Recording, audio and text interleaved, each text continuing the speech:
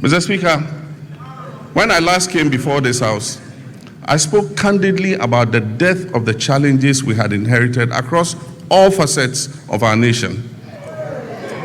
Mr. Speaker, nowhere was this national malaise more evident than in the economic sector. We inherited an economy in severe crisis, burdened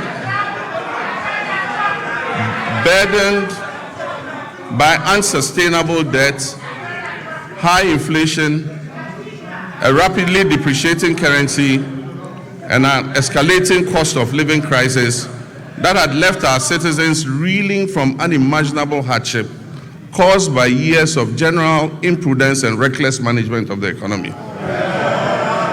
Mr. Speaker, I was clear from the outset that recovery would not come easily, but I was also clear that I'll stop at nothing to turn this situation around and bring relief to Ghanaians. I promised then that just as I have confronted and overcome crisis in the past, I'll reset our economy and return us to a path of growth, progress, and development. Mr. Speaker, I told this August House then, when I appeared before you last year, that we would have to take tough, prudent, and necessary decisions to restore stability and credibility. Today, Mr. Speaker, I can say to you with confidence, Ghana is back. Ghana is working again. And Ghana is open for business. The fundamentals are improving, and the path to sustained acceleration is very clear to everyone. From the outset, we resolved to choose discipline over waste, reform over excuses, and stability over speculation. As a responsible government, our first order of business was to halt the economic hemorrhaging and restore order to our public finances. We tightened expenditure and commitment controls. We improved payables reporting and conducted a comprehensive audit of 2024 commitments to restore credibility and discipline. Mr. Speaker, these measures have begun to deliver some of the most remarkable economic outcomes in decades. Mr. Speaker, as we approach the celebration of our 69th independence anniversary, we do so not only with pride in our past, but also with renewed hope for our future. We are building prosperity through sound policy, responsible governance, and inclusive growth. We are restoring hope by delivering on our promises and proving that good leadership makes a measurable difference in our people's lives. The Resetting Ghana agenda is working.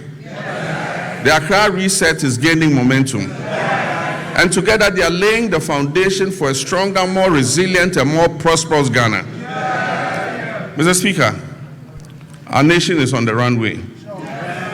It is in takeoff mode. And you are all advised to fasten your seat belts.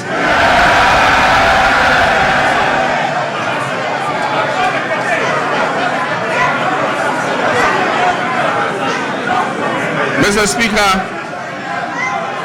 the journey continues, and the direction is set, and the hope is real. Our theme today of building prosperity, restoring hope is not merely aspirational. It reflects the tangible transformation we have delivered for the Ghanaian people. Mr. Speaker, our economy has grown significantly. In 2025, Ghana's GDP is expected to reach $113 billion, an increase from $83 billion at the end of 2024. This has placed Ghana among the top 10 largest economies in Africa. Mr. Speaker, average GDP growth for the first 3 quarters of 2025 is reported at 6.1%. But growth means nothing without discipline. our primary surplus reached 2.6% of GDP, far exceeding our target of 1.5%. Mr. Speaker, we closed our fiscal deficit at 3.1%, well below the projected 3.8%. Mr. Speaker, this is not prudent governance.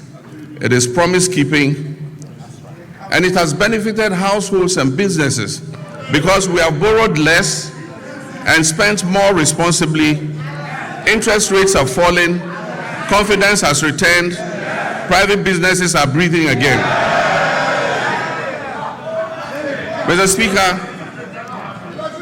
the 19th of December 2022 will go down as one of the darkest days in Ghana's economic history.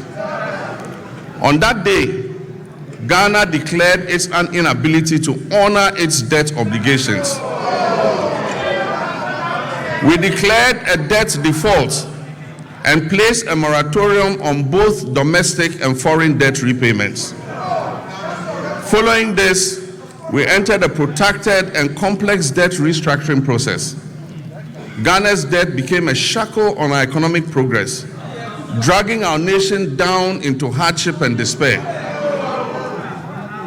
Looking at Ghana's restructured debt profile, it is clear that those who negotiated on our behalf were only intent on kicking the can down the road, with the largest debt repayments scheduled, interestingly, between 2025 and 2028.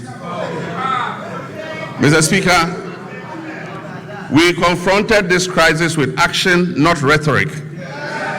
We established sinking funds, we restructured obligations, and we pursued bilateral agreements. Mr. Speaker, the result: public debt fell by 82.1 billion Ghana cedis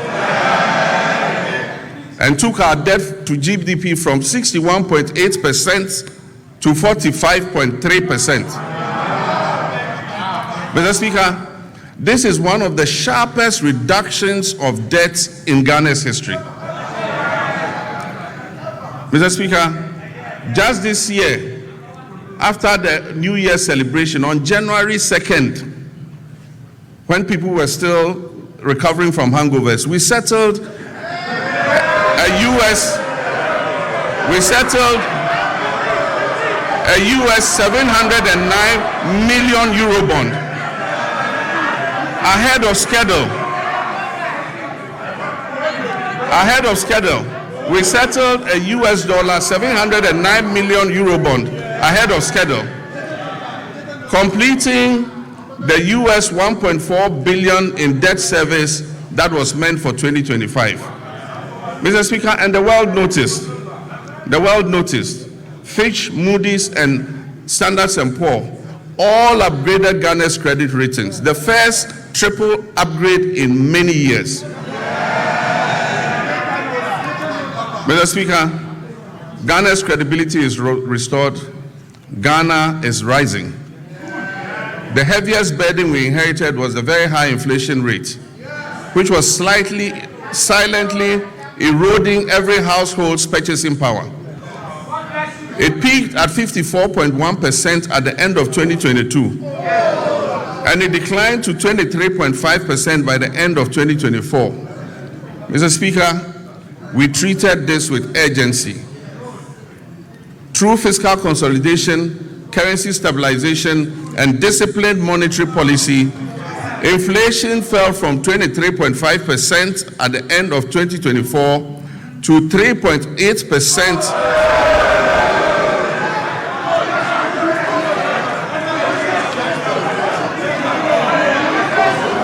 Mr. Speaker, inflation fell from 23.5% at the end of 2024 to 3.8% over 13 consecutive months by January 2026. Mr. Speaker, and very interesting, food inflation, which had been the main driver of the upward pressure on inflation, fell by 26.6 percentage points. Inflation for locally produced goods fell by 22.6 percentage points. Mr. Speaker, these are not just statistics.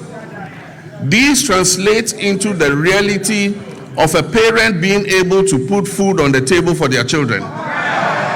It translates into the reality of businesses thriving and creating opportunities for Ghana's young people. Mr. Speaker, petrol prices dropped from 15.2 Ghana cedis to 10.7 cedis per liter. And only recently, it dipped below the 10 cedi mark to 9.97.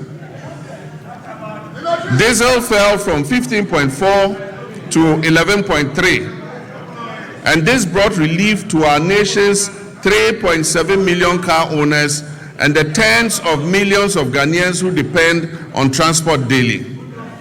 Mr. Speaker, to the interesting part, exchange rate volatility has long been at the heart of hardship in Ghanaian households. We made currency stability a priority, and Mr. Speaker, we have delivered. Mr. Speaker,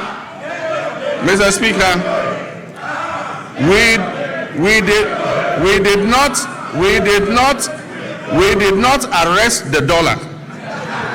We strengthened the cedi to put up a good fight against the other currencies.